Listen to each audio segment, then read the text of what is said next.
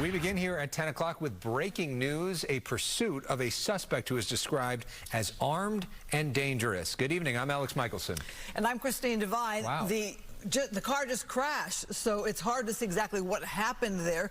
This has been on the I-15 going up the Cajon Pass here, and you can see this pursuit has now come to an end. So the suspect, yeah, it's the question, where is that suspect? Surrounded there by police. Did that suspect stay in the car? Does not look like anybody got out to run, Alex. And what I was just saying, that suspect being described as armed and dangerous is now a very, very key factor here. Because if this suspect, who is believed to have at least 2 firearms in this car, really does, law enforcement has to be extremely careful because they are potentially in the line of fire right now. And so is everybody else on the freeway if this person gets out. So you've got a very dangerous situation that just developed within the last few seconds. Yeah, let's break this down with our police expert, Tim Lynn. So, Tim, you've been watching this pursuit for a while now, going through several different locations. We hope to bring the picture back, and you can talk about what you think law enforcement is facing there as this pursuit came to an end with the crash. So, Tim, go ahead and talk us through it, I guess. If we can get the picture back, we'll go back to it. There we go. Tim, go ahead. Yeah, what has happened here is this pursuit started about 25 minutes ago. It's an armed and dangerous suspect. We haven't quite found out what the want was from the original crime, but they've chased him up the 15 freeway, way up near Cleghorn. And so right now it's a standoff. They had pitted him just as they came on air here, and the suspect looks like he's out by the back of the car. And the reason why you're seeing such a long shot from the helicopter is because that area up there is very high in the mountains and very dark, and the helicopter is not able to fly up in that area due to the area or being able to visual reference to fly the helicopter. So right now, San Bernardino County Sheriff has the freeway shut down on the northbound side of the 15 as they tried to negotiate with the suspect to get out of the car, but they were able to, like I said, do a pit maneuver just as we came on air and get the vehicle to stop. But apparently they have an idea who the suspect is, and they knew that he was heading back for the high desert, and San Bernardino Sheriffs kept the pursuit through the whole duration and waited for the second to get a chance to get him stopped. So right now we're just in a wait and see with them watching the suspect, figuring out exactly what's going to happen next. And Tim, of course, somebody who has flown for years in helicopters and knows what's going on right now in terms of the helicopter, also worked for years in law enforcement himself. How unusual is it to see a pit maneuver on the freeway?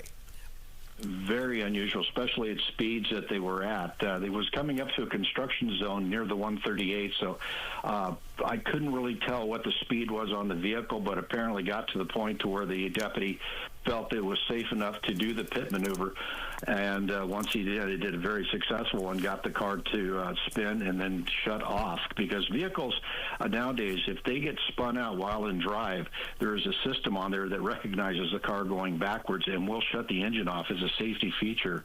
And so that's what the part of the pit maneuver that they were trying to do. Yeah, so this is the pit maneuver on the box here, and you can see what they did literally right when we were coming on the air to end this. Because basically what we had been watching for the last 25 minutes, Tim, was a wide open freeway, and there's not that much you can do on a wide open freeway other than just let the person drive, unless you do that, or maybe spike strips, which are tough to do on the freeway too.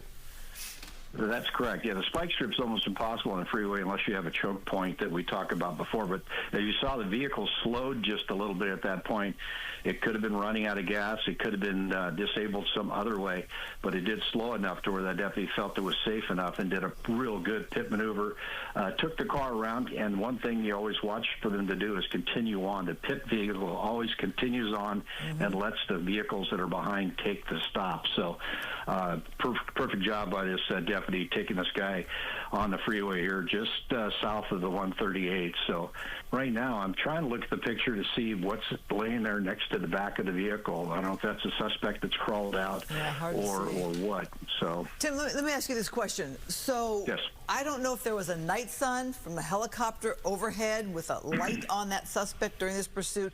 So you say as we get higher up in the mountains, as we know, Fox 11 helicopter can't fly up when it's too dark.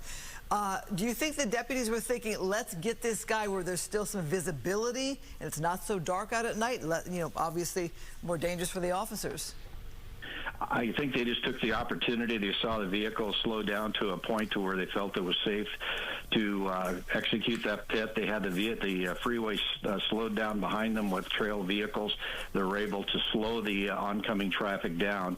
And then that deputy radioed back, okay, he's going to do the pit, went up and did it. So he did exactly as they're trained to do. We've gone through training as well, and that's the procedures that you do. If you have the ability to do it, you warn the guys behind you that that's coming. And like here, they were able to stop the freeway and have a nice open area where if the car did go out of control, it either hit the side or go into the center divider. So they took the opportunity at that point. Now, the reason why the helicopter from the news cannot fly up there is the pilot is not equipped with night vision goggles, because you have to have outside reference when you fly a helicopter visually. And the problem is if you can't see the hilltops on either side of the freeway or get visual reference to where the horizon is, it's very difficult to hold position with a helicopter. So they have to stay back over lights to have some type of reference. Now, the police helicopter or sheriff's helicopter, they are equipped with night vision, so they can actually pull the goggles down and see the terrain. Whoa, he's going. He's driving on. He got on. Yeah, he's taken off again. I guess he was able to get the vehicle restarted, but it's not going we're going to see another pit fast. here. It looks like they're pitting him again. Fast. That car not moving very fast. Yeah, and the bumper was messed up. Okay, so this is potentially dangerous for these deputies here. This guy and now not he's giving moving up. backwards. Not giving up. Well, they're going to start jamming in here, and they're going to just basically pin him in because they're just going to pin him in and keep him from getting away. So, but right now, as you can see, the vehicle is still giving him a push. He is not giving up, Tim. I mean, yeah, sometimes it's you have to do more than push. Look at that. Yeah, it gets pretty radical sometimes to be able to try to get these vehicles to stop. But yeah, now he's pulled out of that and was able to get the car restarted and headed out. But they're doing their darndest to stop this guy and trying to figure out. Okay, here we go. Comes another one where they're they're done. I'm moving into the other car. Wow, look at this. Yeah, they're just jamming him in. It's just a straight tactical ram there. Well, let us note here that information we're getting preliminary is that this began. He's running. He's running. He's out of the car? There's somebody over there. I see him right there off to the left.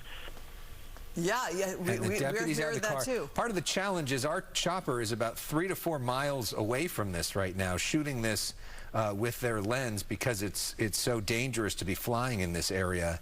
That's why the picture is what it is. But do they have a hold of this person at this point?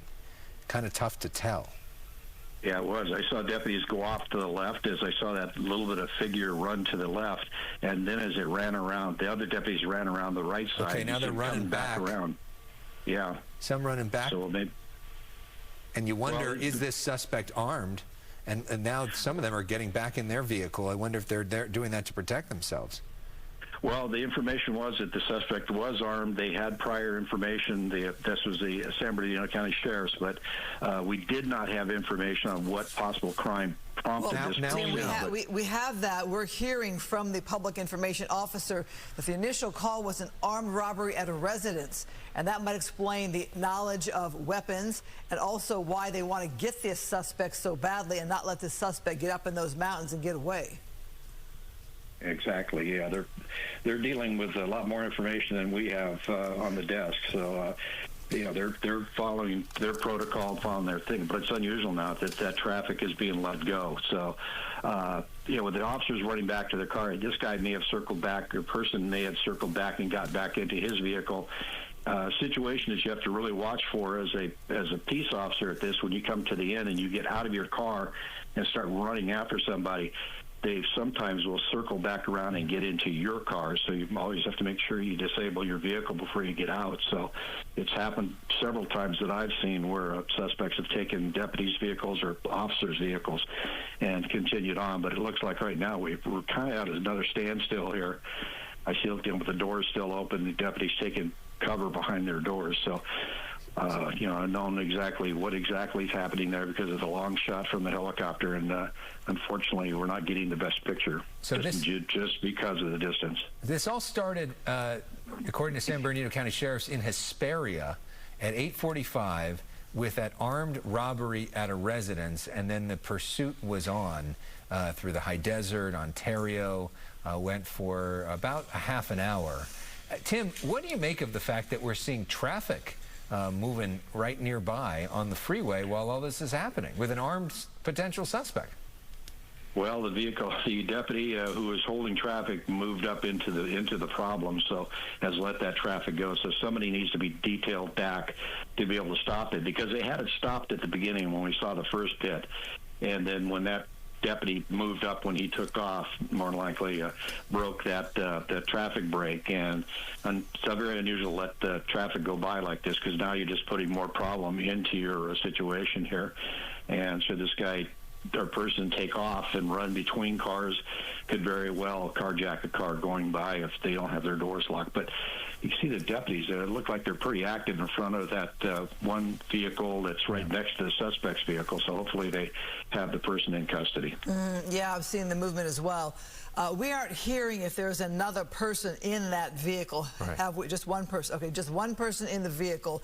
And you're right, Tim, the movement of the deputies does signal that there might be, perhaps, like you said, maybe the suspect is in custody or less of a threat or concern at this moment.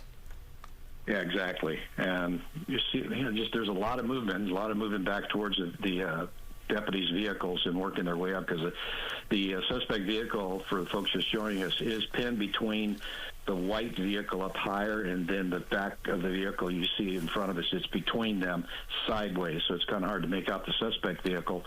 And like I said, they were running in different directions there. Go ahead. Tim, you go ahead, although as we look, it looks like some of the deputies are now searching the vehicle, and look, the fact that they're moving in closer gives you an indication that they feel more secure about their own safety, which may give an indication that this suspect is now in custody. Well, I see the one deputy that on the far left there, he's down like on his knees. That deputy ran around to the side and is coming over to assist him right now. So more than likely they were able to subdue the driver and get him into custody. So, or get the driver into custody. We don't know if it's a him or her right now, but they have to deal with this. The activity of those deputies when this first stopped, there was a lot of running around, a lot of movement really quickly to cover and out of cover, trying to chase this person down. So it was a very dynamic scene at the end, but luckily it looks like it may have come to an end here. I mean, it really was a dynamic scene to see the way they first did a pit maneuver on this suspect vehicle on the freeway, the I-15 northbound. And here you can see that. Watch it here on the big box of your screen. There you go. There's the pit number one. That did stop the vehicle for some time. And you can see, as you said, Tim, that driver who did the pit continues on to get out of the way, let the other deputies continue to work this scene. That car then circles back to help box in this driver, who's able to eventually get away again. And so they were able to finally pit him and box him in this scene right here. But boy, that was an interesting one, as this driver has been, on the run since 8:45 tonight. At least 3 different pit maneuvers that we counted tonight.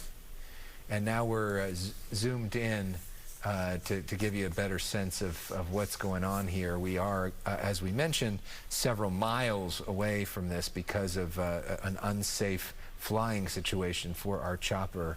And it is wild, Christine, don't you think, to see the traffic just scary. Moving almost nearby? It's very unusual in a situation like this that traffic wouldn't be stopped, and to see all these cars just driving by. Well, I'm wondering if they do perhaps have that suspect in custody now, which would mean the threat is averted and that cars can go through. But as Tim was telling us, that the deputy who was doing the stopping of the traffic joined in on the pursuit. Is that right, Tim? That's what it looks like to me. Because they had a pretty good traffic break going on with all the vehicles stopped on the northbound side of the 15 during the first encounter. But now you see folks, without being directed or anything, they're just going to start working their way up now, coming in behind the deputies. And you see this one San Bernardino sheriff's trying to move over and get in and block that lane off. So, it's just, you run out of deputies and you just have enough people. So here he's blocking off that number 3 lane just to try to keep the trucks and the cars further off to the side. But it looks like they might have him. Yeah, it looks like they might have him in custody right there at that one vehicle that's on the left in the far back. Looked like they just brought somebody over and put him in the back. So hopefully they'll have this cleaned up pretty quick and get traffic back moving again. Yeah, and of course, this is, fairly far out there. You might have some more law enforcement if, say, this happened right in the middle of LA City or something. But it takes a beat for everybody to get to this particular spot, and we see that traffic being diverted now. Look at the backup, though, of that traffic as they narrow those lanes to give those deputies a little working room there. You can see a long line of traffic now as police are dealing with this scene here. But Tim, that would be very welcome news if they have this suspect in custody, if this indeed is the case, that the information we got from the Sheriff's Department, that the suspect is wanted for armed robbery at a residence. And we're also hearing, this is a big development, some unconfirmed reports that there were shots fired at the end of this. That the way that this situation ended was with shots fired. We don't know if those were shots from the suspect or shots from the deputies, but does that have to do with why the deputy was on the ground? We don't know. But